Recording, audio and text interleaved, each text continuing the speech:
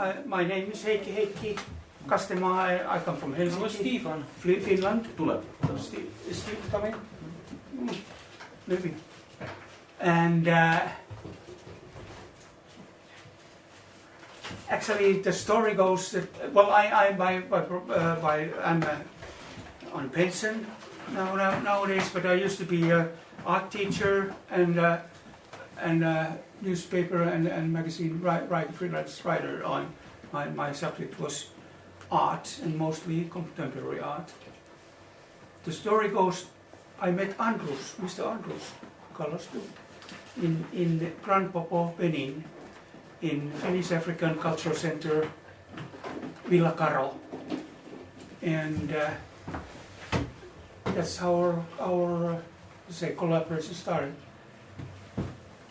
I have been second time. That was about how many years? 6-7 years ago.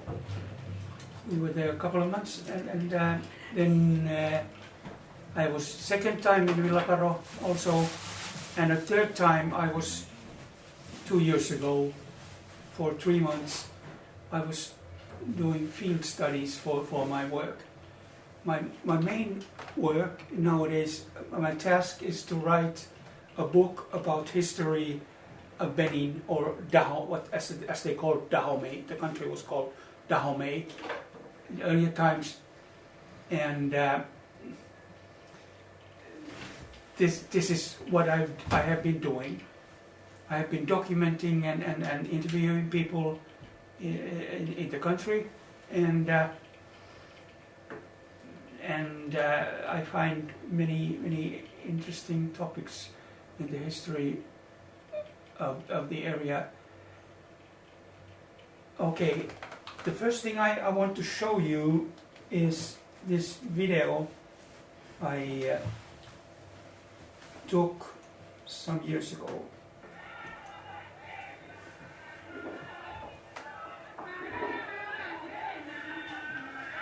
See what these people are carrying.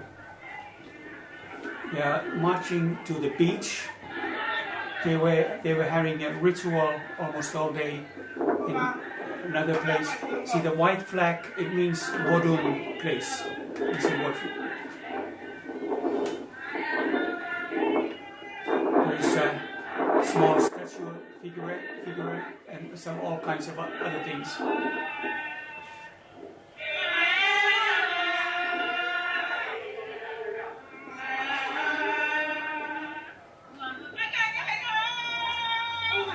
Kakalo.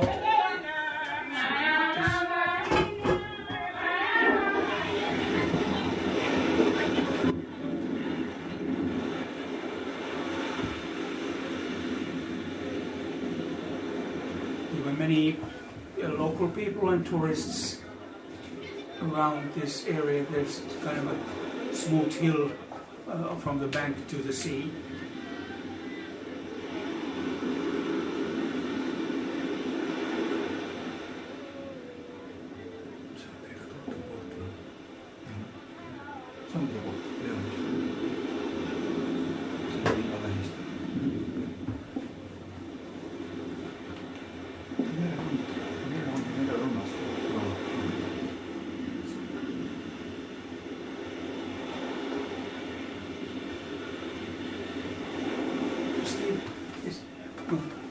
I don't know what they are sprinkling.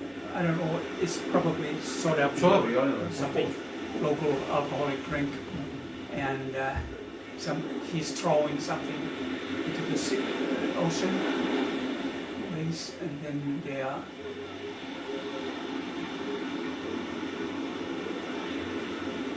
Great commercials.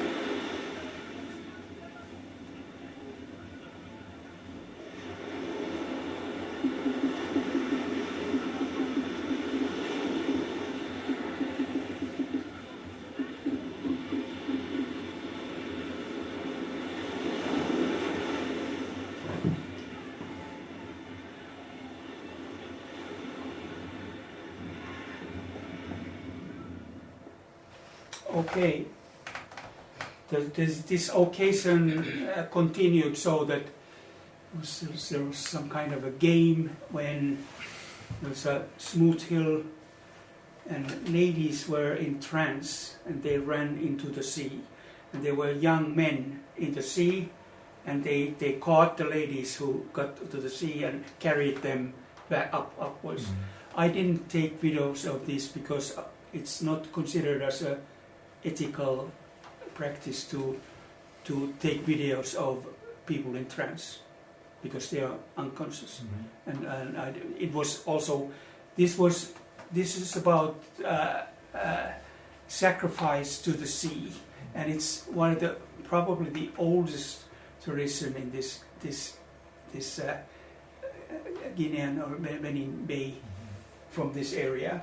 But which way they came to the trance, or I don't know. I don't know how they were. You know, they were treated in up there somewhere, and I don't know how they give them some medicine or what, but they was, you know, they were in trance. Trance is a common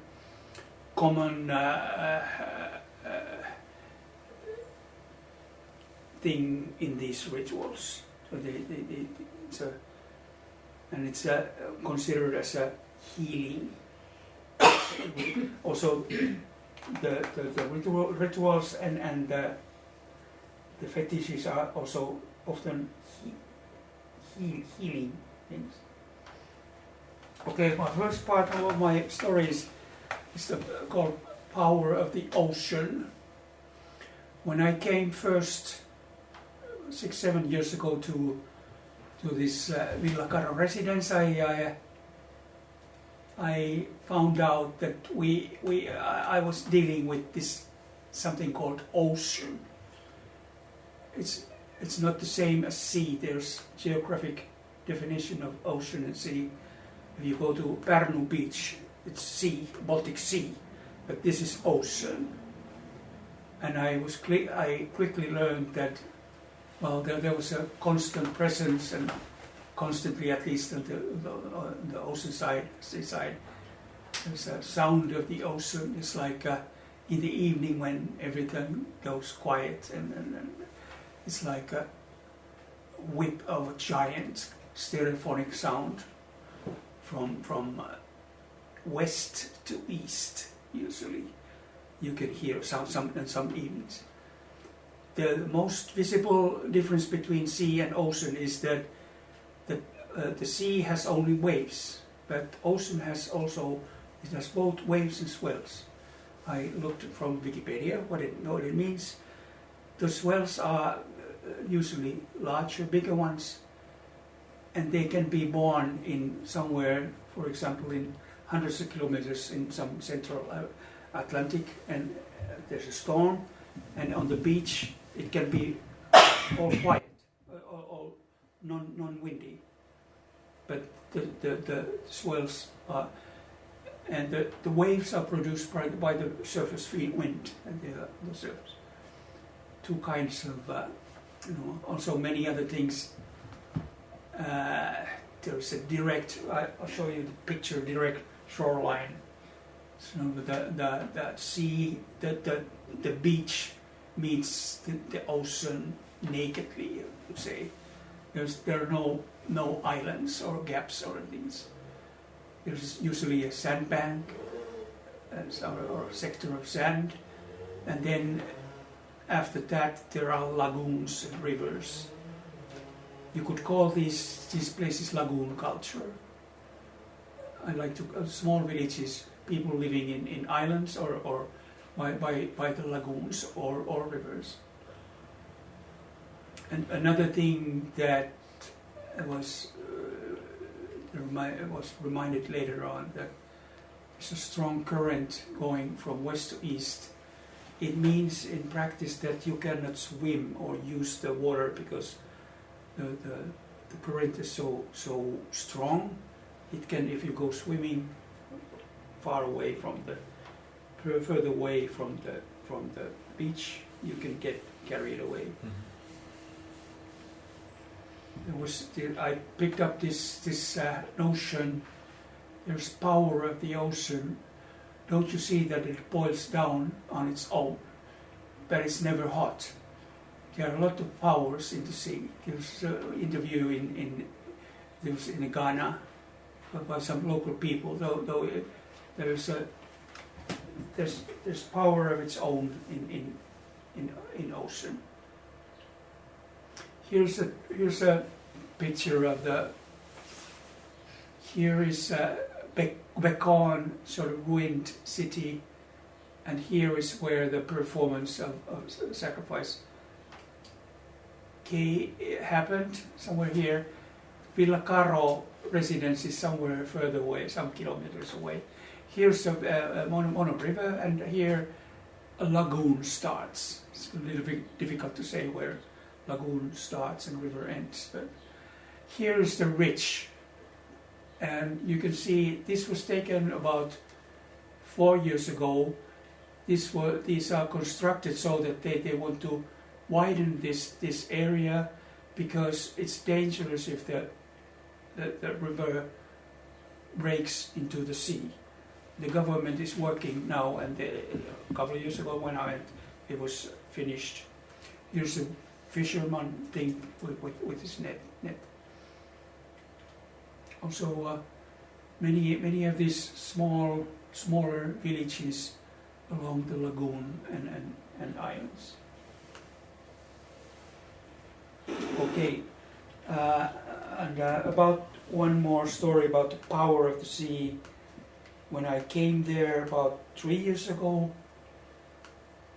there was in Villacaro there was some kind of a reception or party, and there's about 100 meters to the beach line, and we were in front of Villacaro residence, and when the evening came, the dark time came, somebody noticed that, okay, look, the white foam of the waves above usually there's a sand bank. They are not usually visible, but somebody noticed, okay, there's white foams of the ocean, and couple of days later, the news came that night the sea had done destruction. There were to the east, about 20 kilometers, the water had covered wide areas, not so much damage, but to about 20 kilometers to the west, there were bad things happening, and we went to document this event, natural event. This is the sea over there, the beach. Guys are walking.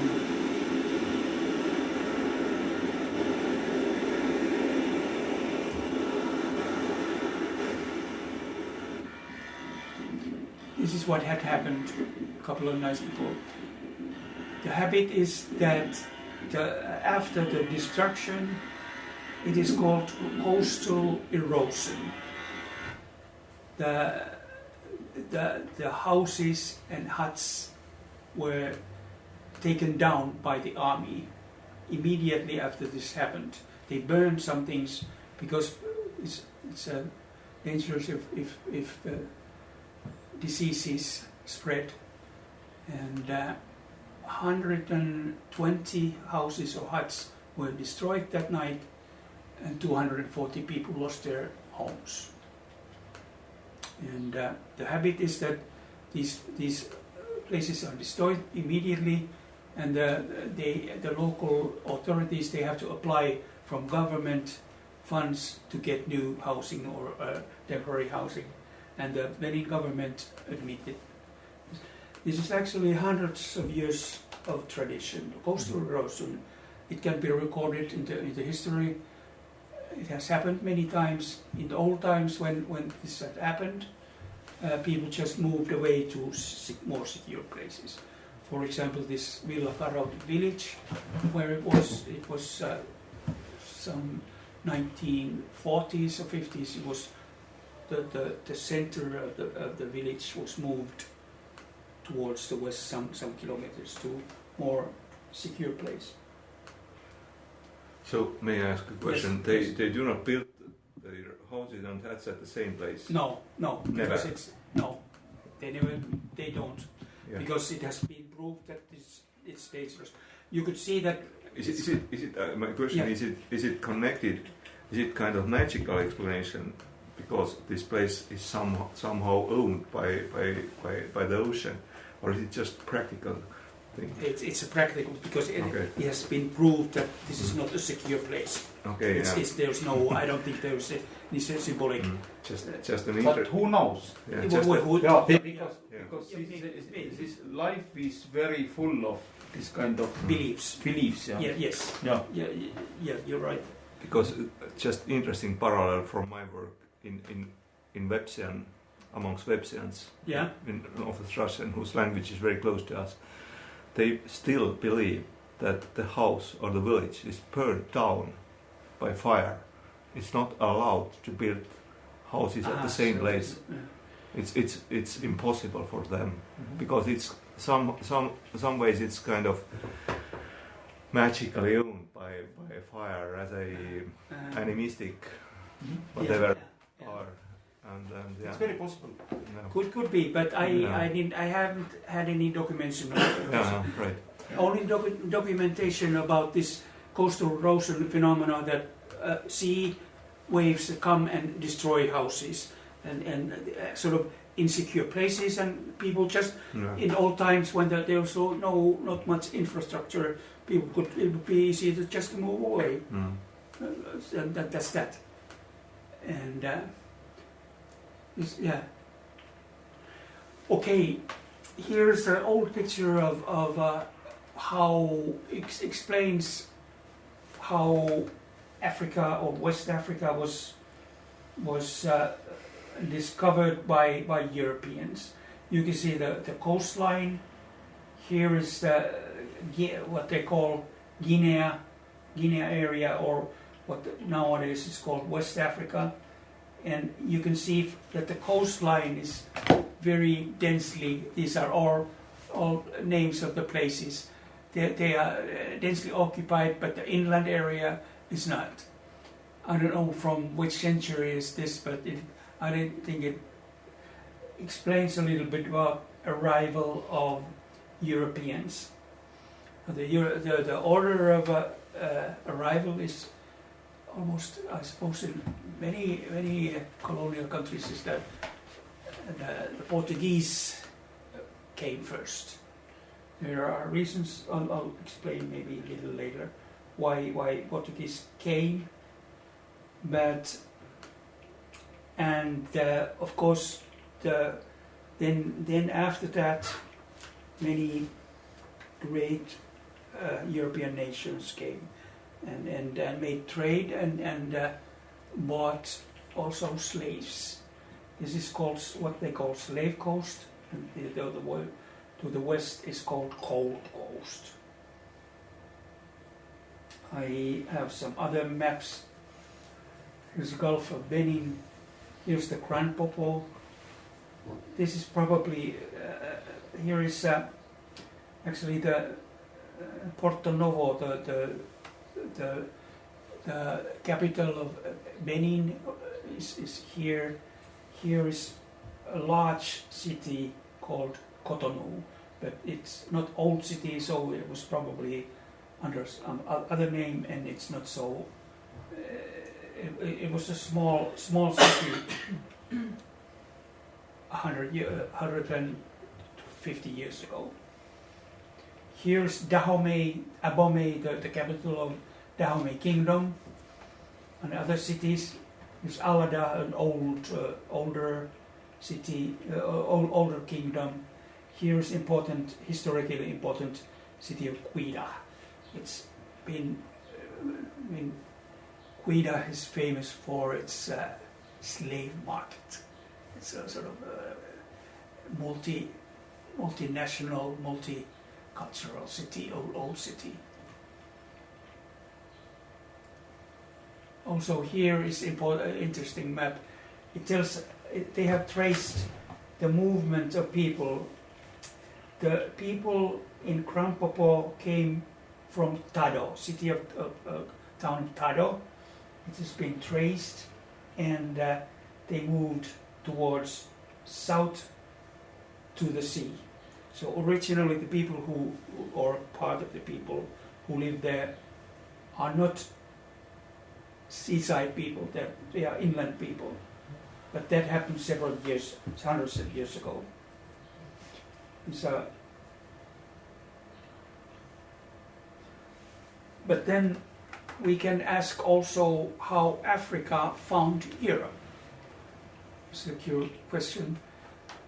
When Portuguese opened African continent with links to Europe around 1450, it has been documented that, for example, in Popo, the Portuguese came around this time, and it has been a revolutionary experiment for Africans near the coast.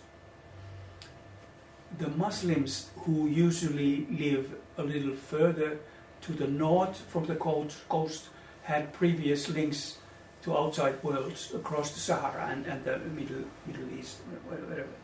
And Muslims had more connections outside, but the coastal Africans had usually no previous contacts in the wider world at that time. Also, it was different in East Africa when they had this in Indian Ocean and these connections. They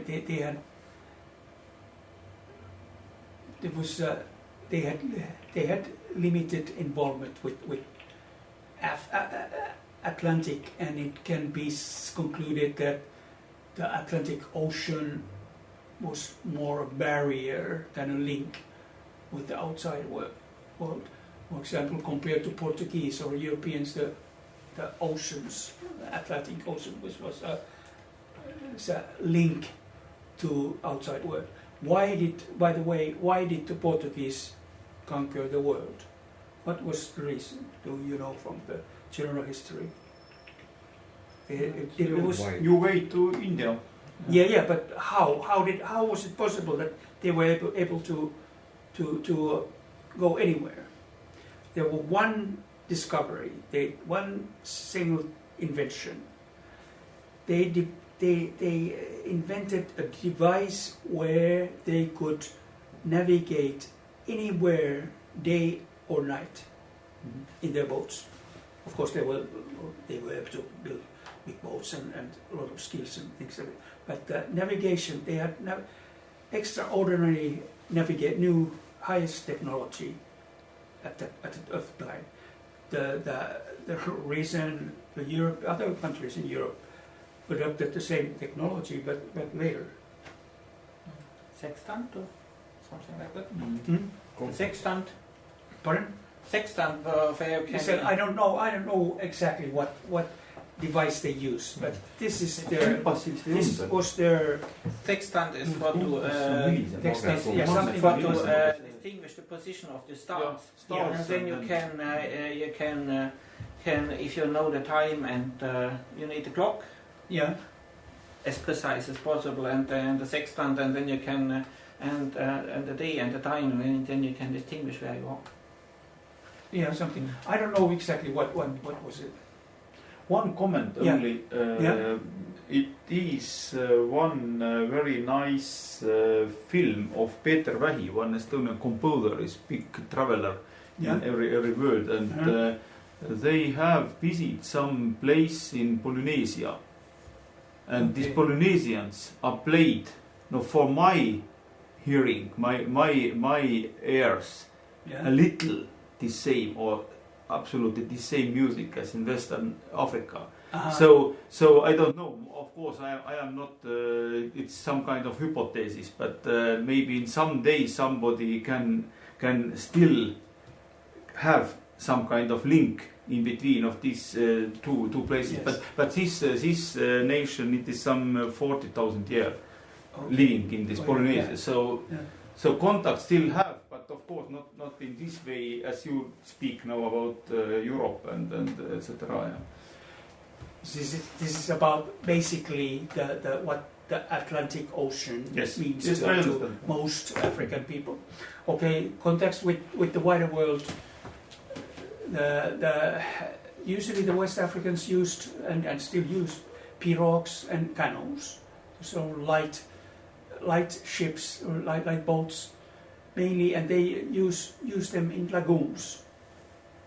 And there's a string of lagoons along the coast, and there are rivers and lakes. The use of sails and paddles they adopted some 100 years ago from Europeans. Basically, the West African navigators or the boatmen did not go outside of land. They didn't go far away. And also about Europeans, there were no actually what we call harbors nowadays.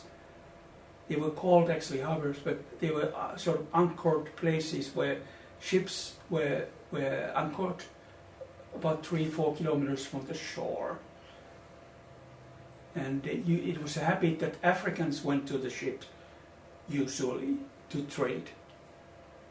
And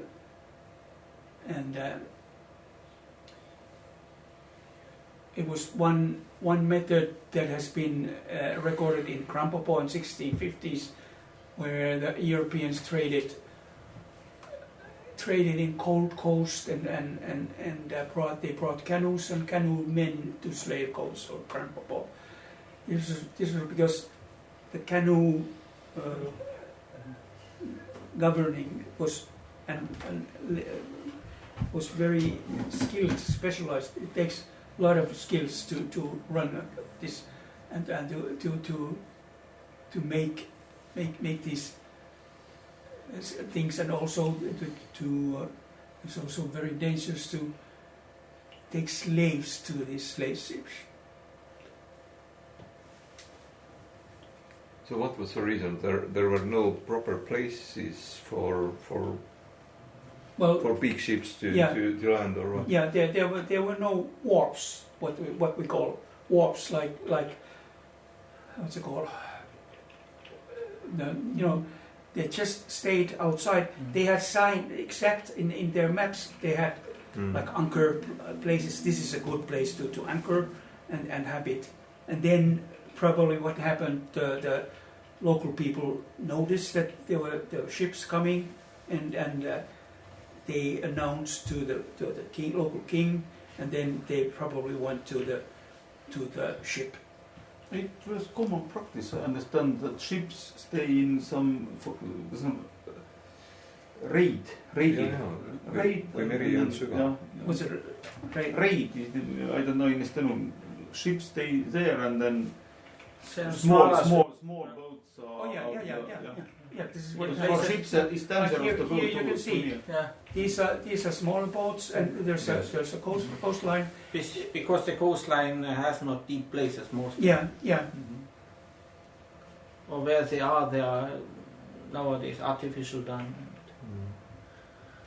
Okay, here are one of my studying methods has been, I have found from internet old photographs, old postcards of photographs of Africa, and this is from the village of Popo. There are pirogues and people. They're probably loading some stuff to the ships. Here's a photo I took from the lagoon. This lady is coming from one place across the lagoon to probably his home. He has probably taken his baby or traded or something, I don't know. Here's a larger boat coming from a ship to Popo. This is a bigger ship, but you can see they are specialist rowers and people who are able to load these things, items. Okay, some cosmology concerning the Atlantic Ocean of the Africans. Cosmology, as you know, is how the world is structured. Usually the West Africans understood the world as it's formed by a single landmass surrounded by water. Atlantic defined the end of the inhabitable world. This was a common. Of course, there were many kinds of beliefs, but by many people, many religions. But this was the main idea. And there was, in old times, they understood there was nothing behind the ocean, beyond the ocean. But there was a horizon where the sky and sea meet, and some people at least assumed that when it was, if it's possible to cross the ocean, it might be able to access a means of direct communication with the dead. And the old Dahomeyan, kingdom of Dahomeyan people thought the god of the sea lives in the horizon, where he can communicate with his mother, which is the goddess of sky. Also, we cannot separate slave trade in this area from the history. I have studied a little bit of slave trade, so not so much, because it has been well studied and written nowadays. But the idea is that at least some Africans believe that the slave trade and witchcraft were connected. And usually the slaves thought, when the Europeans took the slaves to the boat, they would eat them. This is it's truth also in some level. You can see, if you start to think how it was in older times in slave coast, on the African coast. There was a terror time of 200-300 years, where people had to get used to slave traders picking some part of the community. Some people from literally just get lost and be sold as slaves. And there are some researchers who, there are some theories born from this idea. What ideas, what additional ideas the Africans originally were, Africans were influenced by this phenomenon of slave trades. And it was some even deeply religious beliefs and all kinds of habits. About the slave trades, I want to quote a short passage from Bruce Chatwin's The Viceroy of Ouida. Bruce Chatwin was a British writer, and he published this book 1980. He tells about this slave trade of times in city of Ouida. Very simply, the king went to war in January, and the chain gangs started reaching Ouida towards the end of March. The captives were numb with fright and exhaustion. They had seen their homes burned and their chiefs slaughtered. Iron collars chafed their necks. Their backs were stripped with purple with welts. And when they saw the white men's ships, they knew they were going to be eaten. Bruce Chatwin interviewed some old people at the time. He went to Dahomey or Benin and interviewed some people. And he uses the stories. But May I ask a question? If you know the eating, the cannibalism, how did the people interpret it in magic way again, or did it was they suppose that because well, it's because of hunger or because of eating magically, eating cannibalism has its magical part as well. yes, It I eats, think it's somebody's, I don't know, whatever what parts of body you gain the Yeah. power. Yeah. So please. what I have read about cannibalism, it's a sort of a common mythology.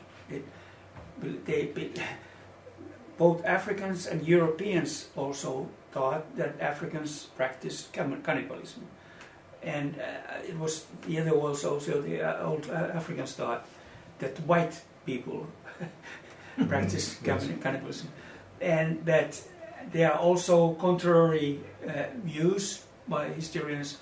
They say that cannibalism, it was just an imagination of exaggerated stories.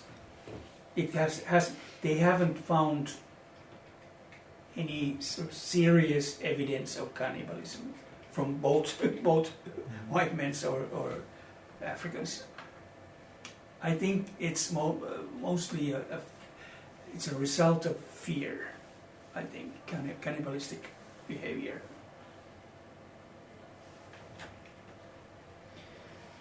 Okay, about then some details about cosmology. Bay and Fawn speaking peoples believe that dead were buried with money, and they buried the dead people with money. It was needed to pay the individual who buried them across the river that separated the world of the living. This is actually a rather common belief in other parts of the world. What do you think? It happens. Also, there are some other beliefs, like when French occupied Cotonou, they occupied the Dahomey kingdom from Cotonou village at the end of 19th century. The king Behansin, who was the last independent king of Dahomey, he was advised by his priests that the French prevented his lately deceased father from proceeding to the land of the dead across the Lake Noko. The Lake Noko is not to the north of Cotonou.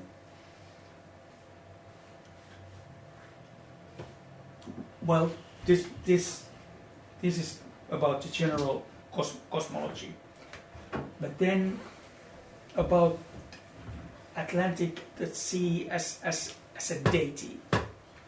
In several West African communities, the Atlantic Ocean was itself an object of worship, like we saw in the first video. These reports are from the Western people, Europeans who reported from Kingdom of Dahomey or from the African countries. And in 1720 it was reported that sea was the national fetish of the Yoruba Kingdom of Oyo. And its inhabitants at that time believed that they would be killed by the sea if they ever even saw it.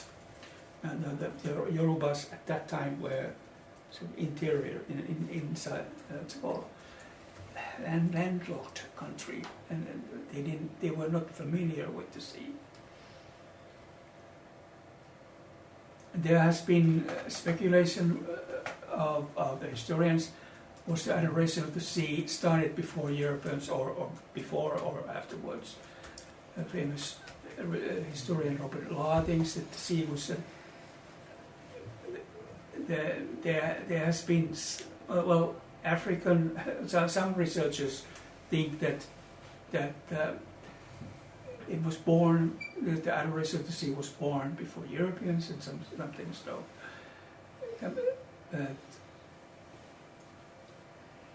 Another assumption is that the active movement of the sea could have referred to a presence of great spiritual power. So really, the sea is a powerful experiment as itself. Okay, here's another map. Here is. It's probably not. You cannot see. Here's the Grand Popo. Here's what they call Bouche de Roi, or Boca del Rio, as they call it in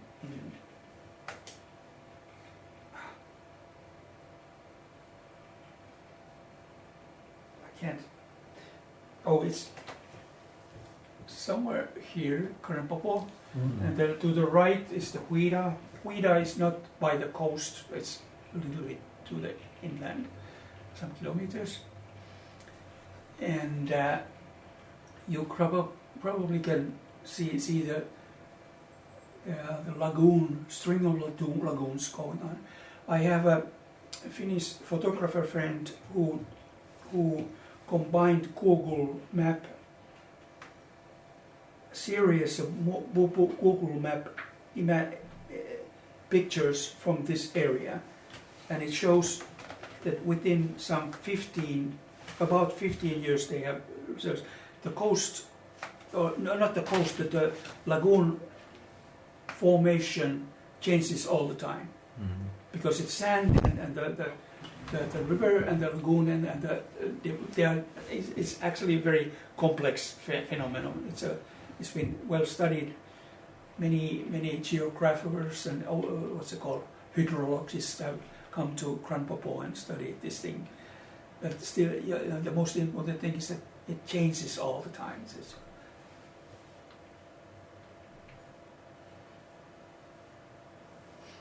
Okay, the people in around Grand Popo area, they moved from Tado. It's actually now in Togo side of the border, and they first came to Agbanaken, which is also near the city, the contemporary village town of Grand Popo, but it's also on Togo side. And the story goes like, when the people arrived, they heard unfamiliar noise. There was a sea breaking on the beach, sea waves, ocean. The people used divinators at the time, oracles, and they said that it was sea, and there was no problem here. It would bring them immense benefit. And sort of, they explained the expectation that were later fulfilled by the arrival Europeans. Also, the story goes that the Portuguese came to Grand Popo and they told the people to prepare. They said, okay, prepare some land for vegetables and things to grow, and we will bring you some plants to grow after a couple of years. So they did come and so the farming, they introduced new plants into the area. This Bouche de Roi area, or Boca del Rio, as in Portuguese called, it's a very complex situation. It also, the strange thing is that it can also move from the ocean inwards. It's not only water coming out to the ocean, but it's from ocean to the lagoon. And it brings also salt and things like this. happen, and also depends on also floods and rain system. Those interacting systems, dynamic and continuous changing. So the sea was seen both a danger and a benefit, also in the older times. Okay, one of the deities that is, at least nowadays, is like you have to understand that the historians have discovered that on the coast of Benin, there are from 6,000 to 8,000 gods in the religion.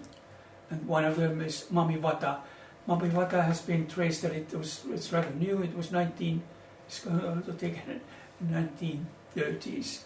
This, you probably cannot see this picture on the right. It's in Villa Caro Museum. There are several figurines about Mami Vata. It's a sort of a very, let's say, famous god, well researched also. I just mentioned I'm not going to details. It's a male god or Mami, female god? Yes, female, yeah. Okay, It's female, Mami, yeah.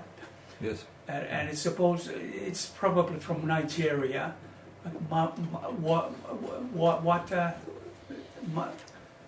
Water's mother, sometimes.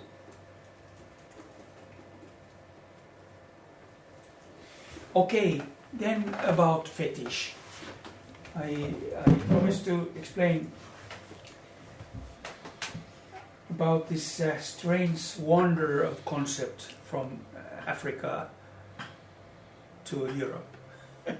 And Portuguese came to Africa, they saw the Africans did some objects and rituals that were strange to them. They thought it was strange. They didn't understand them. This was later, when they studied, they were connected to animist religions such as Vodun.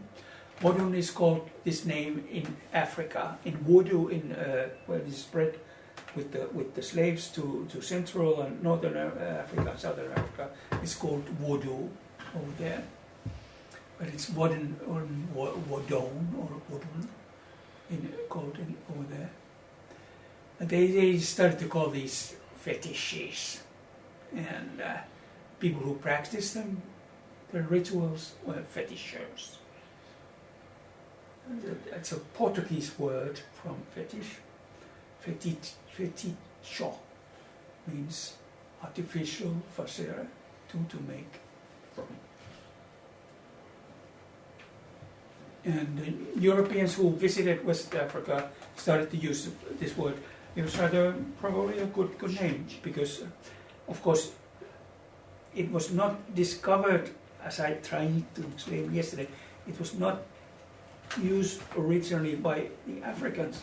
It was a name given by Europeans or Portuguese. And here are some, now what they understood as fetishes. Here's sort of this large male figure. It's called Legbar. Legbars are usually met in public places around near village. They are, in a way, can I say, guardians, or they watch the. And then here's an old sketch drawing from Cotonou, old times. Here are all kinds of installation and a hut, and I don't know exactly, but these are also fetishes. Here is a small branch of grass along the river, and it's a sign of a certain place. And here is here's a sheet of linen, and where they spread things to make sacrifice for and these are sort of signs of sacrifice. Here are some other things. Here's a picture of a person who's leaning to this sort of altar place. And the story is, well, this is the former chauffeur, driver of Villakaro organization. He's very important man. He passed away a couple of years ago. I asked him later on that, I'm sorry I took a photo of you, that I didn't ask your permission. And he is leaning to this installation. You can see parts of metallic parts of motorbikes or cars or on the bottom. And here is this is chalk or corn flour or something. And this is a altar of Hevioso. And Hevios is like a god of war and thunder and also transport. And it was understandable that this person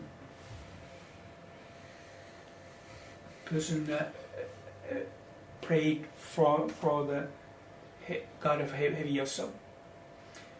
Alphonse told me later that he was born and raised as a Christian or Catholic Christian, but he said that at the same time I believe in all Wadun gods of his area. Syncretism. Syncretism, yes, exactly. And it's very interesting.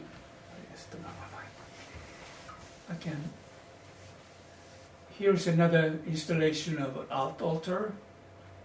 Here's another one. There are many forms, and I found this very sort of reminding of sort of skillful things.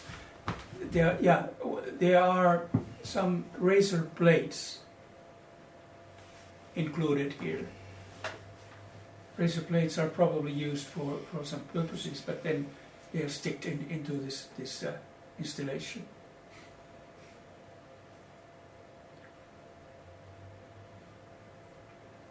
Okay, here's an old photo from Cotonou.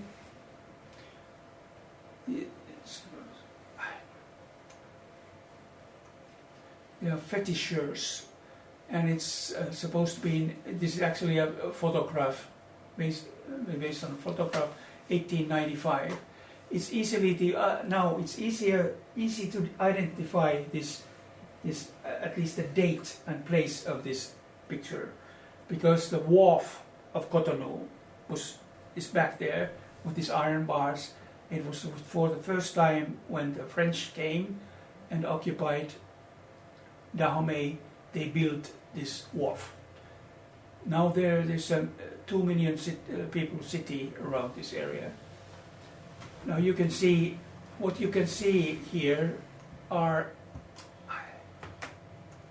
Is this on the seaside, or is this the lake and the bridge?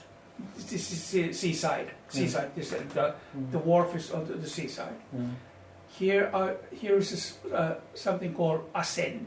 It's a sort of a portable altar.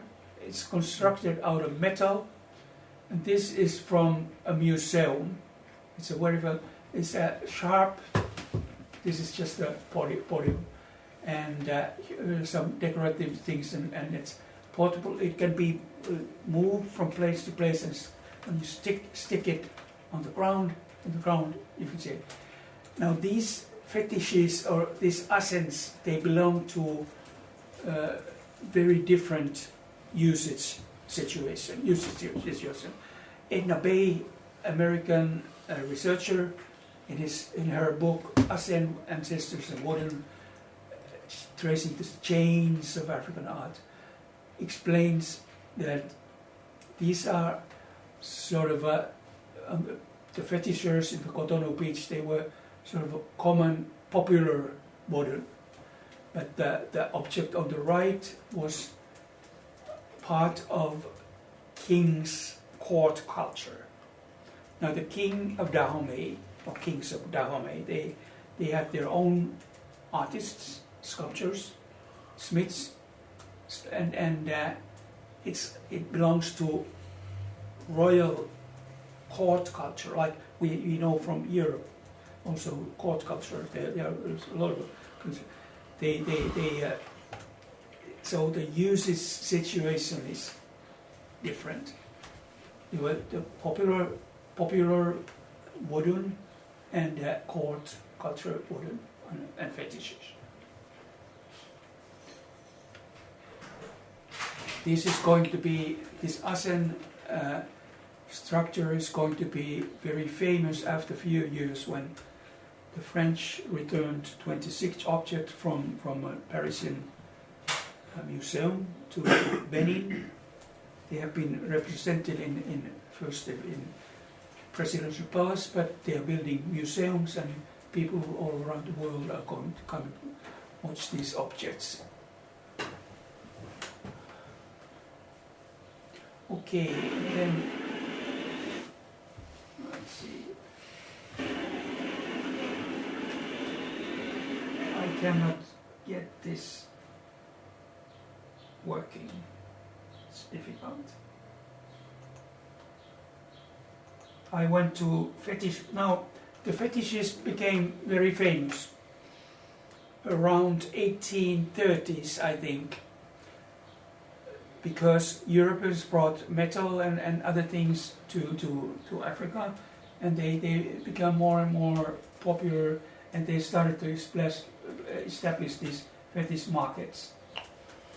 And let's see if I get the video. Now, yeah, let's see. This is in Cotonou, Benin.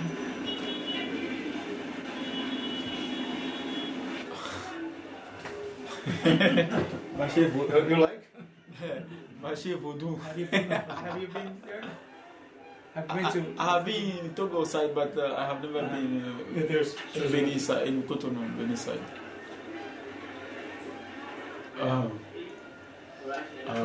That's the sacrifice. La Tassoji. Yeah. This lady is probably looking for healing for her child or something. This is Tantopa. Yeah. It's a Cotonou channel.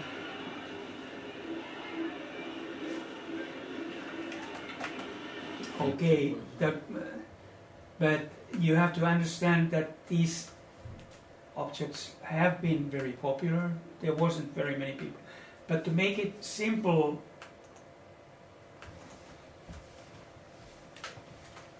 what is a fetish in Africa?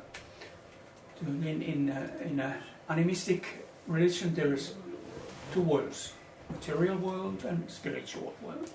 And the fetish is about communication between these two worlds. This is as simple as I can explain it.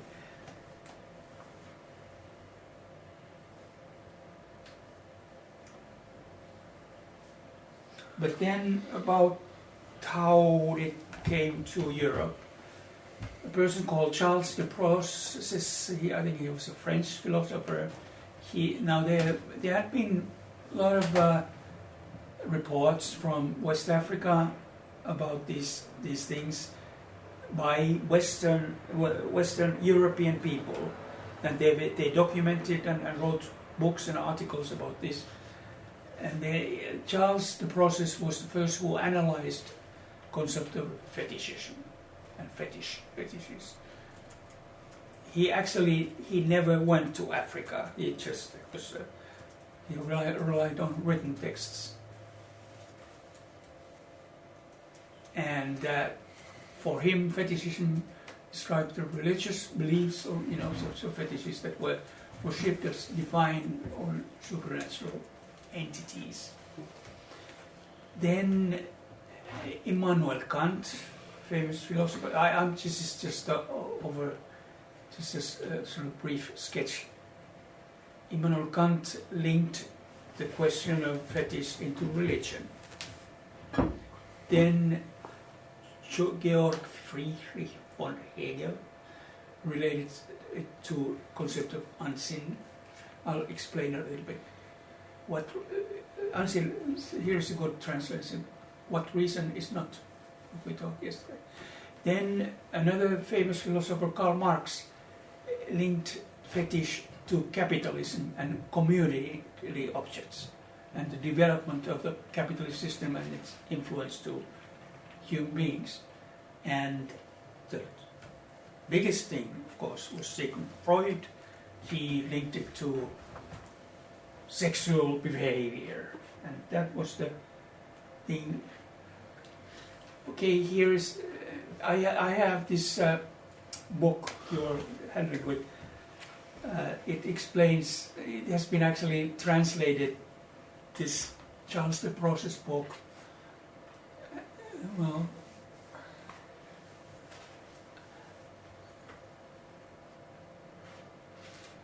it was, I think the word fetish became kind of a catchword. It was an easy word to use, and it became very popular in Europe. And he understood the fetish in the contents of object that had, they believed to have supernatural powers, and this kind of use is from the process, philosophy or experience. But then this word was introduced in European academic circles, and then was especially the nature of the societies. European societies were very religious at the time, of course, and Kant considered this as in the connection of nature of religion. And he tried to formulate aesthetic explanation. Kant, his idea of aesthetic experience was a sense of sublime, and he said that the concept of fetish lacks all sense of sublime. It doesn't have any, to his opinion, his view, it doesn't have any sublimity. But Kant used this African meaning of fetish, of African example. Yeah. Very interesting. Yes, but of course he, from texts, he never went to Africa, or neither any of these philosophers actually went to, neither Hegel. Now Hegel's was also, his conception of Africa and Africans is rather rude, I would say. He connected it with unseen, and the reason is what reason is not. It's an essential, important step in the process of reaching a higher, more comprehensive truth or something. Mis see on siin eesti keeles täpsemalt on? Täpsemalt oleks. Siin on mõte ja see on selline mitte mõte või? Mitte mõte. Unreason. Aga see on nagu väljaspool mõtlemist siis või see on miski, mis on... Mõttetus peaks ütlema. Mõttetus, ma saan aru, et see on mitte nonsense, vaid see on miski, mis jääb väljaspoole mõtlemist. Ma ei tea, mis see võiks Eestis olla, eesti keele sõna? Midagi, mis ei... Mõtteväline. Mõtlemise väline. Mis ei anna mõtet. Ja see on nii nagu, et me tihti peale, Hegel's idea was that the world progresses in dialectical way. Okay. There's thesis, antithesis, and synthesis. And in order to move from one phase to another, you have to have this unseen process. Just, et see on nagu kontseptualiseerimata mõtlemine, see on nagu non-conceptualized way of thinking, so we don't think through concepts. but we think Yeah. in some other way. So- we have Yes. we think some feelings or whatever. Non-rational. Non-rational, jah. Non-rational, kui see on nagu No, mõistet. yeah, unrational. Yeah, Yeah. irrational. Mõisteid kasutama. Yes, yes. And I think Hegel's it's not derogatory word. It's you have to have unsinn in order to develop from Of course. the concept. Okay, but then I caught this old, or rather old Oxford English dictionary, which is very trusted dictionary.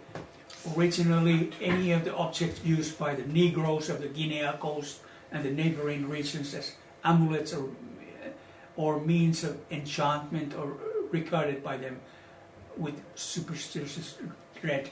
This is very Hegelian text. And, well, I think Kant and Hegel are not so important as a fetish, but then import two persons who are philosophers. One is Karl Marx, and he connected the fetish into consumer goods. People get more and more money, and when the capitalism grows, it became abuse of power and creative work. It was reduced goods, and also fetish is in strain. What do you call it? It's estrangement of people. It's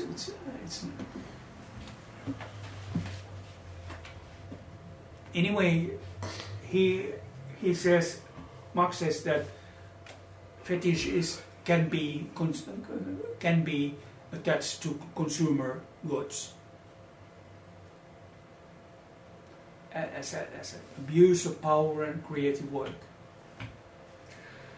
Yeah, I know this Marxist idea about goods fetishism. Yes, but I just wonder,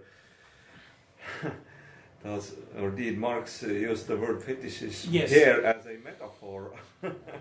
Yes, probably more like a metaphor, Yeah. but still he uses this word, and it's. I took this because it's Marx and Freud are the two philosophers who molded the way we understand the world nowadays in Europe. Okay. Yes. When fetishism represents, so fetish represents something, no, it is actually the same meaning. It is not different meaning. Yeah, but I think the question here is that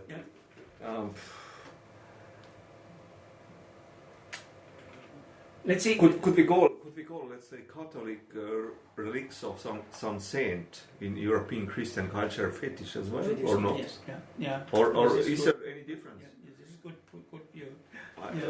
Well, I don't know. Is it this way or is it not? Well, let's leave it open. We can discuss later. But okay, let's go this. Let's run this slides. Sigmund Freud. Okay, it was fetishism was also fetishes were escape from reality, but his story was not about world history, but about sex, of course, and how people got so excited about this fetishism. Sex is intended to reproduce humanity, but pleasure can be transferred by getting attached to fetishes. For example, he took fur and underwear and things like this. This is the most, let's say, prevailing common use of fetish in Western cultures, Western people. In order to, let's see this. I took this video a couple of years ago in Helsinki, Aleksanterin Katu. This is the most, famous shopping street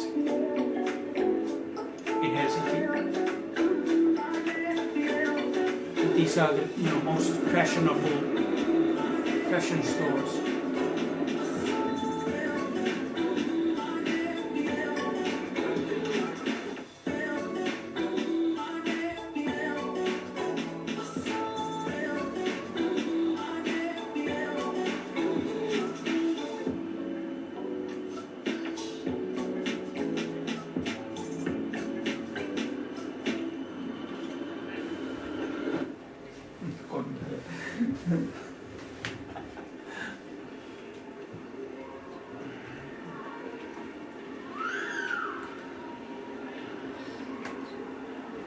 Okay, there was a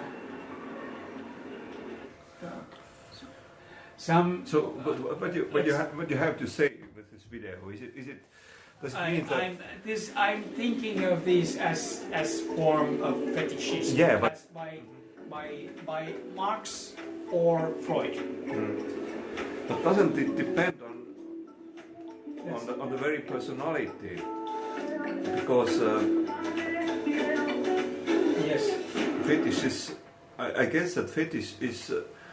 The question is fetish something universal in culture, or is it something how to say quite individual thing? I think that for some person in Helsinki or wherever, that kind of watch can be fetish, and for other person just nothing. Just a senseless thing. I agree. For example, if you're a millionaire, a Rolex is just a common. It's not. I'm not millionaire, but for me this is not fetish. Well, but you are outsider. Okay. No, here is a ritual. So you have to have Rolex when you go in this Rolex ritual. Or place where all people have Rolex. So you are outsider because you don't understand this meaning of this Rolex. So I do not belong. I do not belong to the pool of this meaning making. Did you know that Putin has several very expensive watches, and when he visits a factory or somewhere, he gives these watches to the people. Is it a fetish? And then FSB take back this. It's often so it's great spectacular. Okay, I prepared a slice for discussion, but maybe I'm not showing it. Let's open a discussion. What do you think? One is the wander of the concept from Africa to Europe. My general question is a little the same as in our project now with Hans. So we try to use some Western word or Western concept to very different culture, very different tradition. So my biggest question is actually that it is actually Madi's question. What are these bones of the saint? Fetish or not, because bones of saint are reality. It is not outside of reality. Both bones of saint are truth. It does not represent something. So I also think that in this voodoo practice or voodoo things, these things are real. It's not when you kill some rat for some things, it is religious, but this rat is real animal. You take life from rat for something, so it is not fetish. So I think that it is very dangerous to transform this kind of concepts and words in other culture. Because I think it is not truth at all. Yeah, but it's done already. Don't worry. Yeah, it's done, but of course, and it is also maybe Steve also understands the fetish and so, but it is absolutely outside of this content of this religious original. Original. So this concept is absolutely wrong in this place. So because these things in this market, they are real. They are not fetishes in this meaning at all. Yes. It's my Yes. it is a little The things on the market they are, but when somebody buys them and will use in some ritual and practice, they become fetish. Yeah, Isn't it this yes. For my opinion, fetish is different from voodoo. Voodoo is like a religion, something like that. But fetish is the thing you see in the market, some material element. They buy it because those markets in our meaning we say marché voodoo or marché fetish. Yeah. Fetish market. Yeah. So because those elements they use it to make fetish.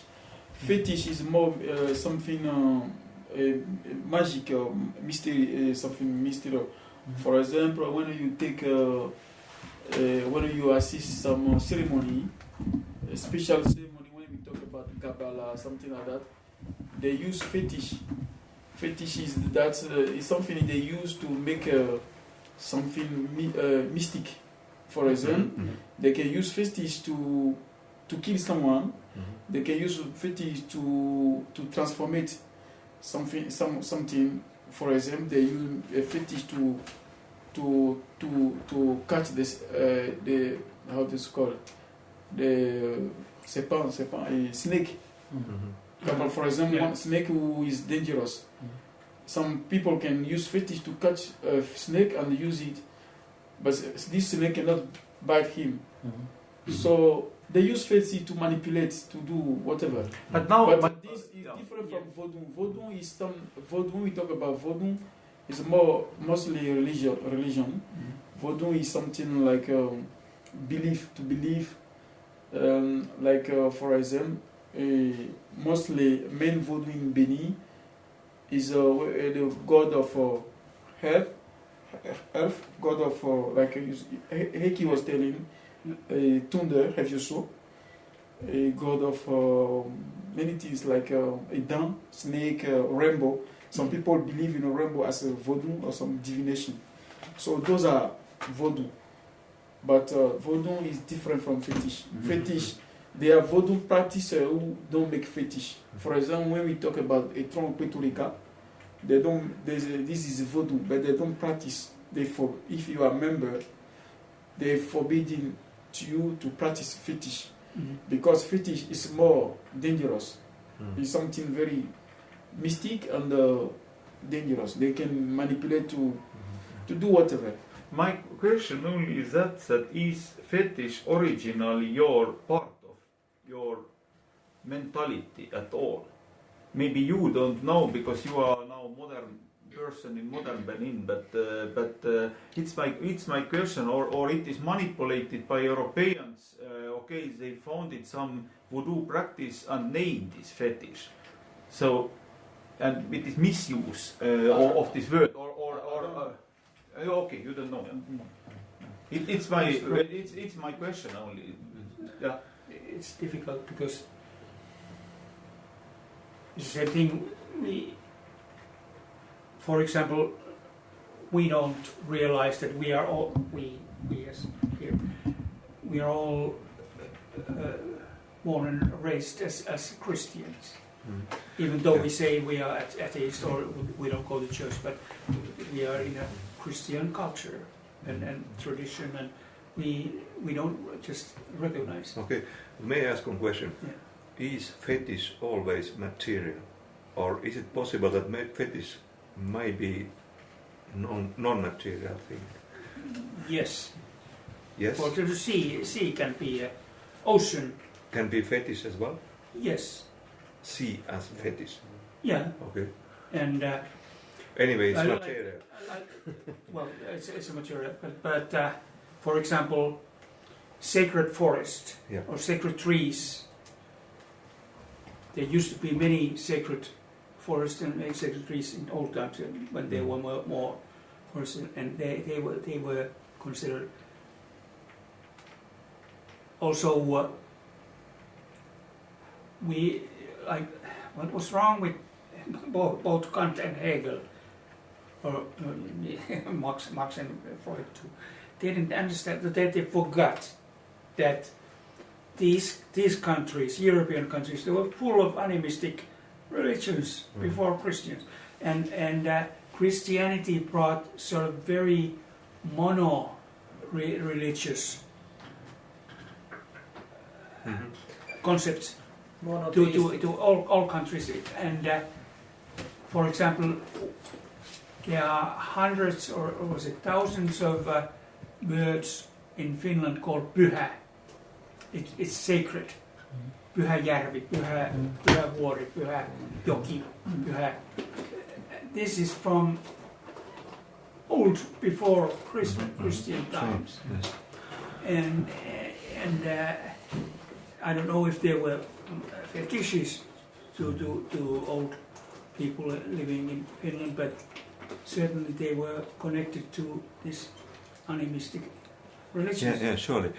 But my just to bring again parallel from my field or from let's say beliefs of Finnic peoples. Yeah. We all were Finnic peoples here. Let's say I take this pen. This is just a tool or item at the moment. Yeah. But in folk magic, you can put the spell on the thing, and you may make with this whatever magical things, bad things, or maybe other things. So, does this thing become fetish or something else? Yes, same thing in modern religion. It can, in order to make something work as a fetish, it has to be sort of ignited. The priest has to devote. Okay, yeah. So that's usually there are some objects like fetish markets. I suppose they don't. Some magic must be made with this item. Is it this way? Something must be attributed to this item. Yes. To become fetish. Yes, usually. Yeah. Okay. Yeah. For example, this Asen altar, it doesn't work without dedication or the blessing. Yeah. But I think it is very Christian point of view. You have to sacrifice something for that something is something. So, but I don't know, in Estonian animistic, stone is stone, and in stone is anima. And it's all. You don't sacrifice stone to be place of some anima or stone itself. So because I think that it is reality. Anima is reality of stone. You can't give this sacrifice for this. Okay. Yeah. This I mean because I mean that it is some construction Christian construction to this object. Human being is not about making some stone or yes. forest sacred. Yes. It is or it is not that's it. Yes, exactly. Okay, yeah. It is per se. It's per se, yeah. Per se, yeah. Das Ding an sich, yeah. Yeah. Yeah. So because sacred forest is not sacred for people, but sacred forest is sacred because it is sacred forest. Yes, but still in folk magic, in very north, it is possible to attribute, to make some item working as magic, in magical way. I've studied the herding magic, and there are lots of examples where, let's say, the belt of the herdsman using some spell is made work magical. Okay. And other examples. So it's not just that some items, be it in nature or in human life, are and other are not animated or magical per se. It's still possible using human agency to make some things. But sorry, It's where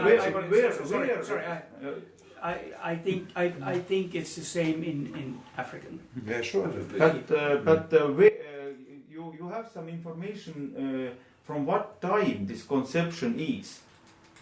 Is this before Christianity or after Christianity? I think that it's quite universal thing. Absolutely. So I believe that it's still before Christianity. Very possibly that Christianity just amplified the idea to make it some ways wicked, more wicked or demonic. But as a concept of practice, it's universal, I guess. Because this I understand that it was special persons, priests, who are mediators. Sure. In between of these ghosts and all voodoos and whatever. Priests, because the common person can't be in direct connection with some Yes, that's ghost. the same thing. Yeah. in Buddhism. So it is very clear. But is this fetish now in this Christian meaning? This is my question. I understand the question, and it's a basic question, and actually we don't know the answer, because it seemingly depends on viewpoint or how to handle this theoretically or I think there are some similarities anyway. Yeah. Yeah. So, but yeah, it's typically very, or let's say specifically a West African or African case or Afro-American case, because it was invented in certain time and place by certain people. That means Portuguese and French people this time. That is what makes this fetish item special for Africa. And Hegel and Marx and Freud, they already developed the idea in sake of their own interests. But from which sources we know that have read by Hegel and Kant, Hegel and Marx, and what information they get? Is there some possibility that they get already manipulated information or bended information, so that I think that I'm not sure absolutely. Maybe if you list the book, you find the answer. But you know, in 19th century, the British and American and anthropological literature was quite widespread already. So especially Engels was a great, had great knowledge about those ideas. Yeah, so, but generally that information what has been spread in 19th century, sometimes that it must not be 100 must not be right. So as it is position of Western researchers. So it is absolutely.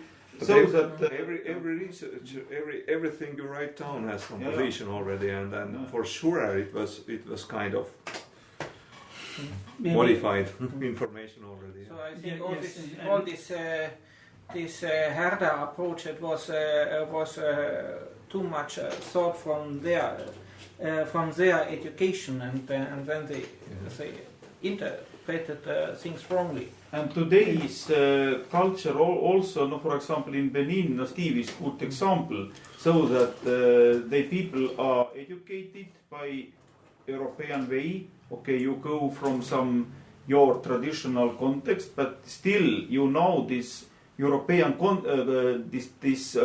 conceptions, and you start also to manipulate your mind in this way, that when some concept come back for you, maybe it is now right, but it is not right. It is going through some Western researcher brain and going back for you, and maybe it is absolutely not truth when we compare in this very, very beginning of things.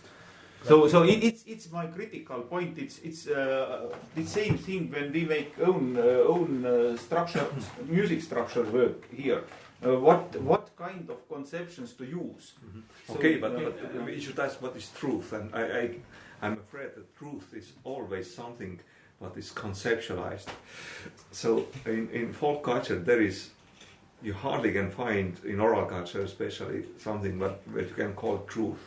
No, it is running all the time. Yeah. Oral culture is running, but still we can compare conceptions. Right. Yeah. Yeah. And when still one conception is coming out from some Christian tradition, some point of view to word is absolutely other, and other is absolutely actually different conception. So and we use now some term to and we tell that okay, this thing here, this word is for this thing here, it is Christian conception of fetishism, and it is now this word also go to this African thing. I don't know what it is. Here I think it have to be very careful. Yeah, sure. It's What I did actually, I didn't tell you that before I went to Africa, I went to Helsinki Street, and I had a microphone and a camera, asked people, what do you think is fetish or fetishism?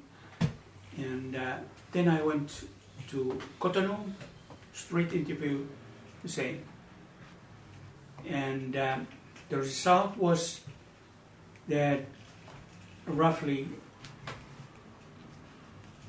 sort of let's say average Finnish answer was that fetish and fetishism is something, it has something to do sort of a ethnographical or folk tradition, but mostly from sexual behavior. And It's more the answers from it was difficult in Cotonou because I had an assistant, and I was taking a video. I got a heat stroke. We got some 3 or 4 people. We had to cut the story because it was I was almost dying. The answer in Cotonou was that one person, young man, he cannot say anything. The other persons are recognizing these Wadun traditions, and they explain what the gods of Waduns are, and what in this African tradition they explain. There was one lady said that my aunt does this, but I don't practice. So sort of, and yeah. So it proves that for Africans, it's different than Europeans. Absolutely. I think And that. why I thought, okay, maybe for Marx and Freud, the word fetish was just a convenient word somehow to use. It might mean some just finding a term for expressing some idea. yes, in a way. At least they were not interested in this origin of the African origins of the world.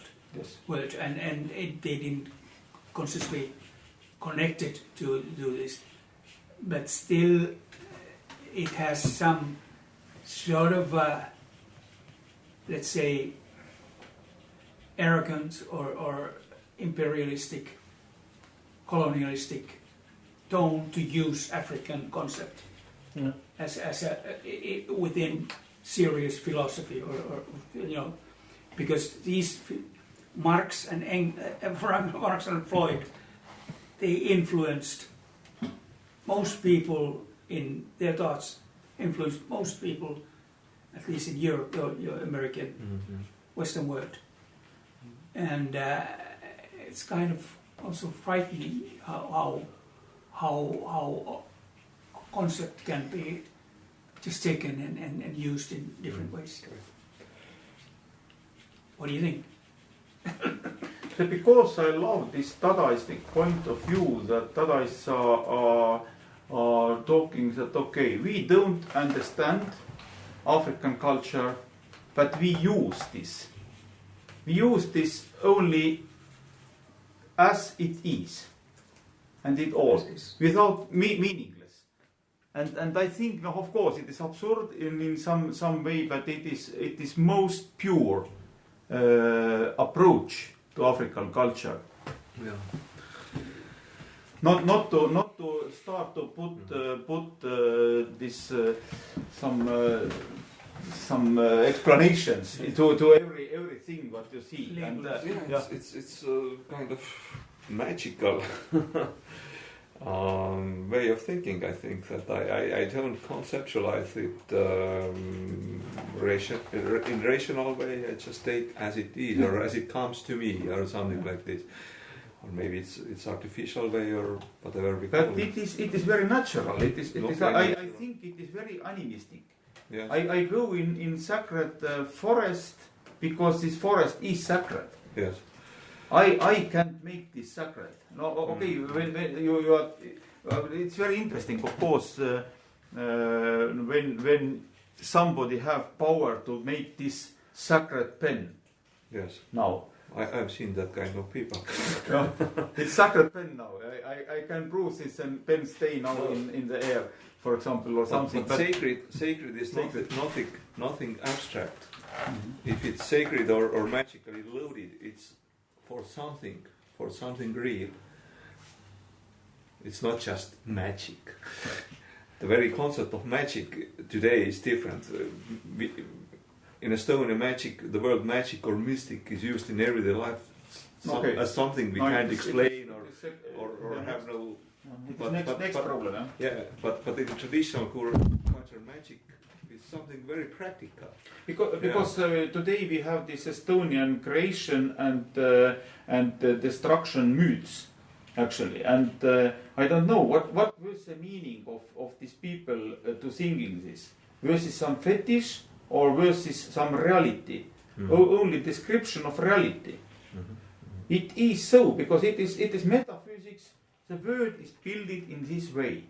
Mm-hmm. I understand this so no fetish here in between of this I think my reality and this word's reality.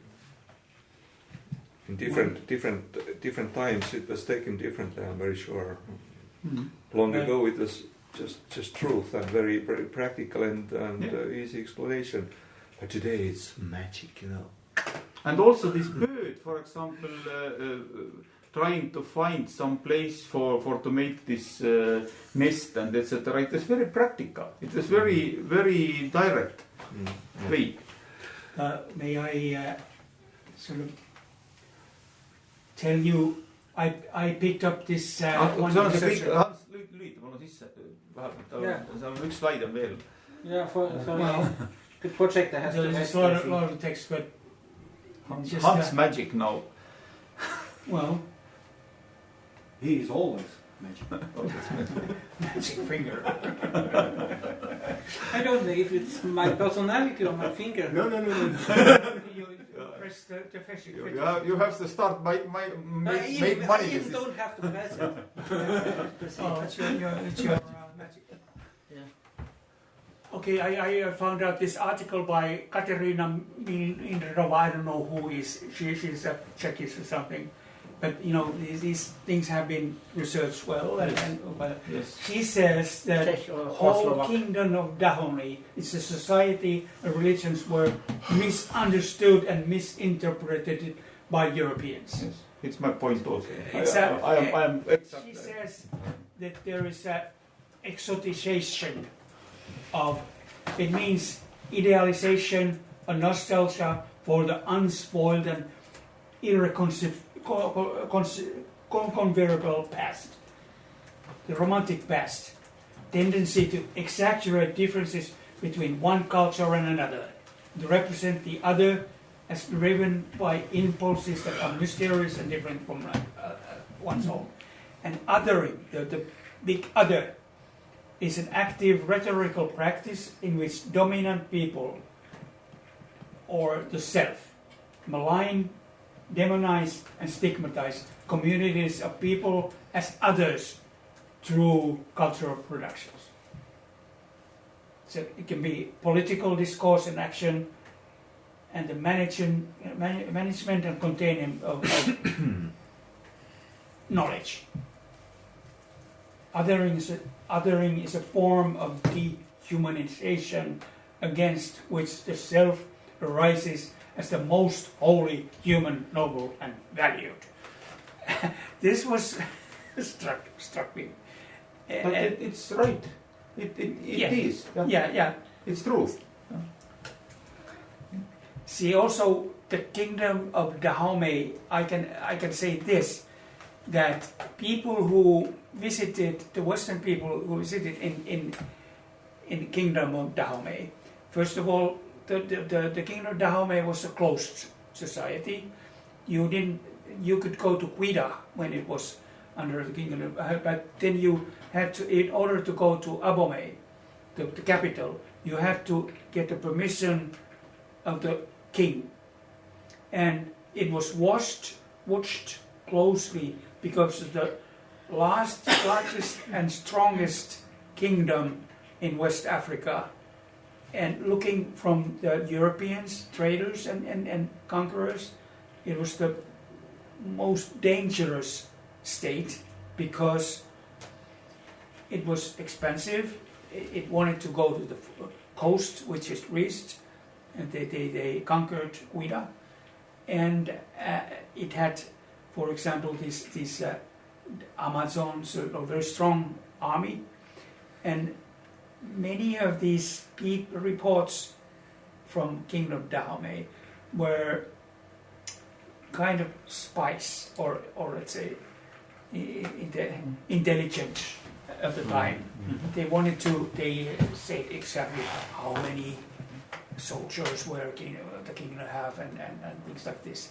Also, they spread all kinds of misunderstanding like this,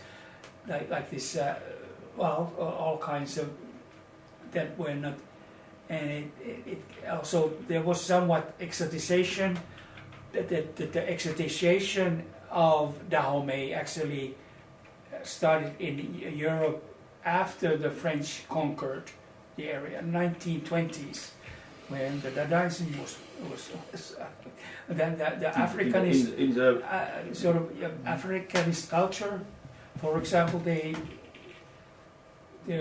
all kinds of jazz was born and all kinds of things. They were very popular in Europe, and this was exoticization of Africa much. Yeah, but this happened at the end of the 19th century and the beginning of the 20th century, until, let's say, Second World War. That was the most active time. For example, already in the 1890s, when the conqueror of Dahomey by the French was going on, they sent young women and men to Europe, and they organized these dancing parties of Dahomey Amazons, and but they were not real soldiers, but anyway, and this is just it'll start, and this is the exoticization. Othering is a rather fresh, but it's useful also. Othering, the big others, consider it as others. Well, I have just written some old own ideas about philosophy. How about our European animistic past before Christian conversion?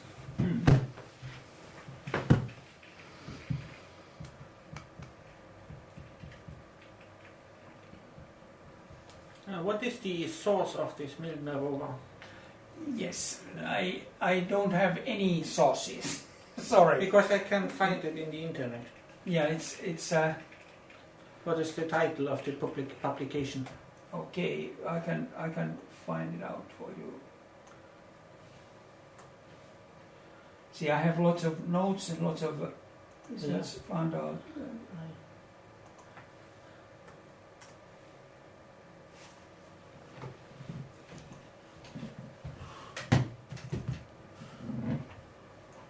Oh, This is your presentation. no. Here, it has a challenging, obscene and diabolic and bloody fetishism. European concept is Okay. going through those.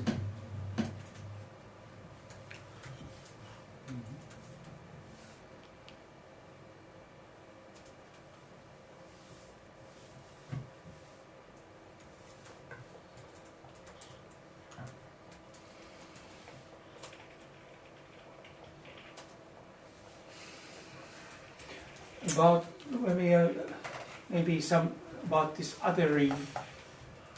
I can tell you something about sources. I don't read French, or I don't speak French. I can read French from computer because I can use translator. But the funny thing is that most of my source material are written in English.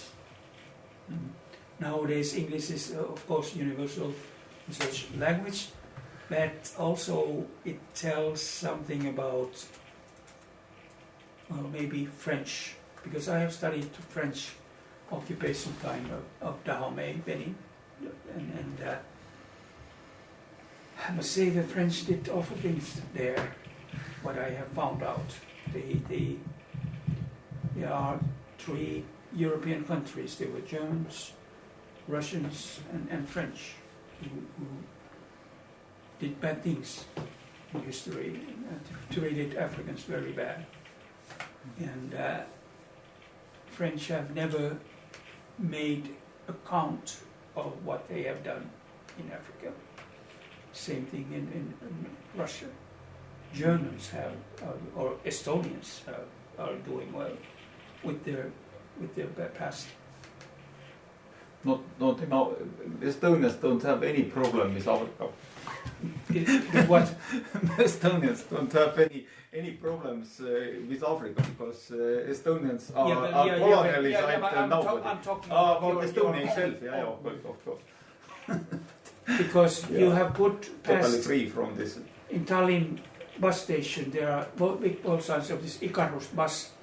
This was a Hungarian big company, and it still kind of reminds of your past.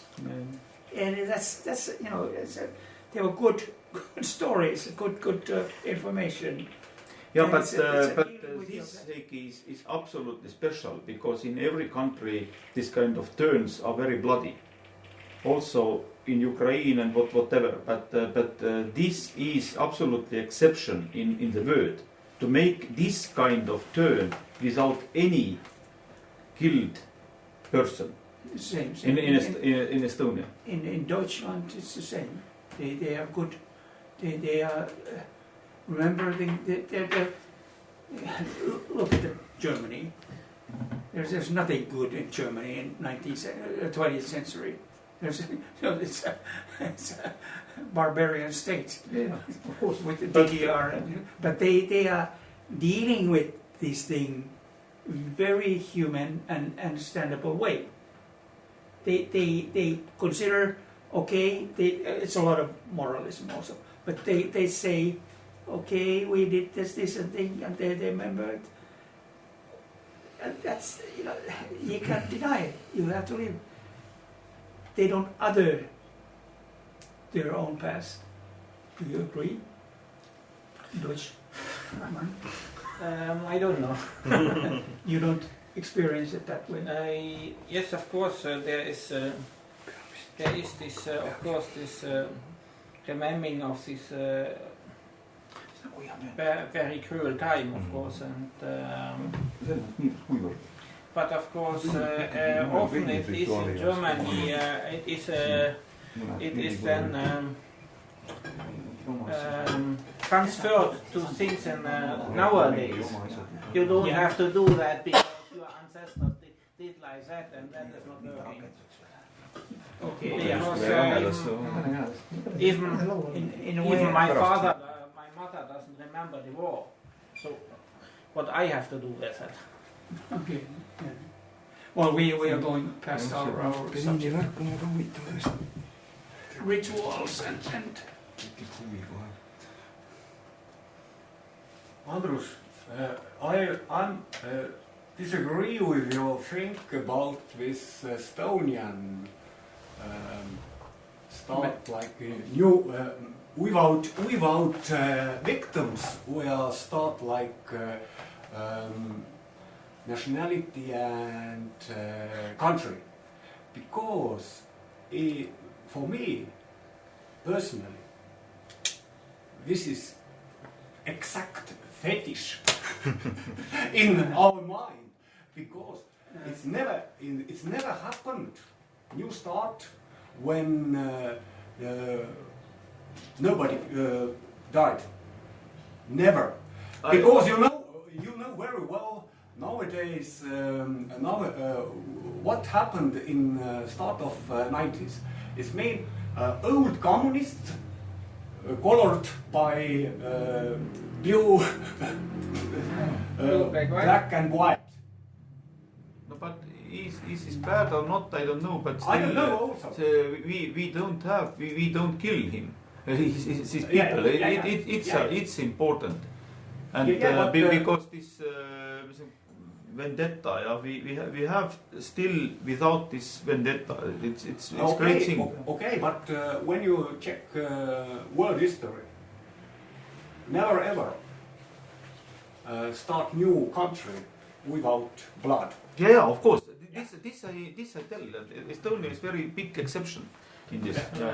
I think it isn't, because we have this this One- freedom war from 1918 to 20, and No, this, but now this new. yeah, but of course the new situation was based on that there was a state before what was Estonia, and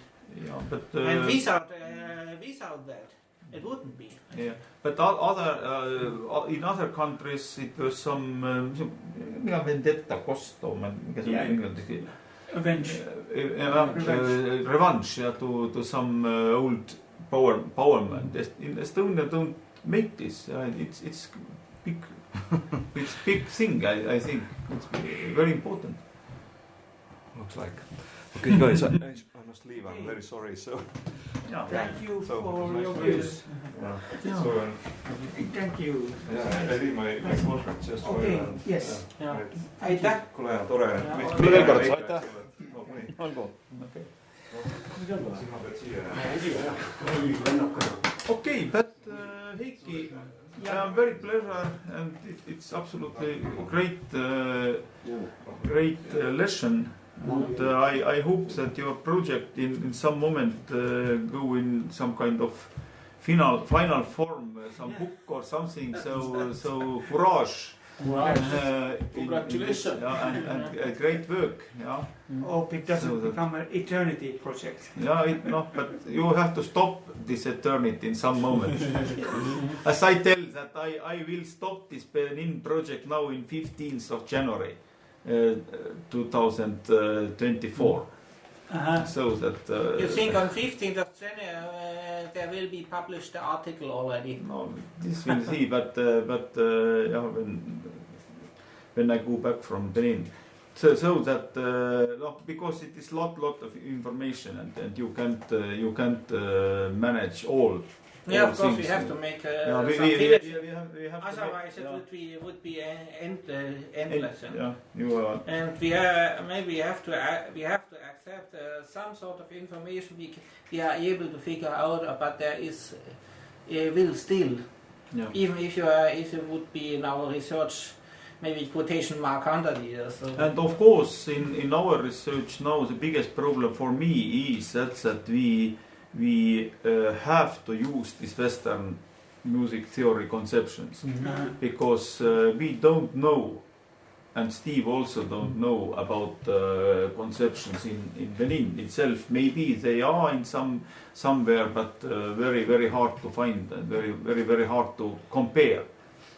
So because we use but our deal is easier. Our result is this actually. in this way. And it is ontologically truth. Generally, we don't interpretate in this way as some cultural researchers. Of course, it will be in some sort of very narrow way that because some things are hard to gather, like variations, or the hardest is to understand this solo drum, because you have to understand the language. It's a hard thing, but so that we have to make constraints in this project. Okay, thank you, Heikki, again. Thank you. Great.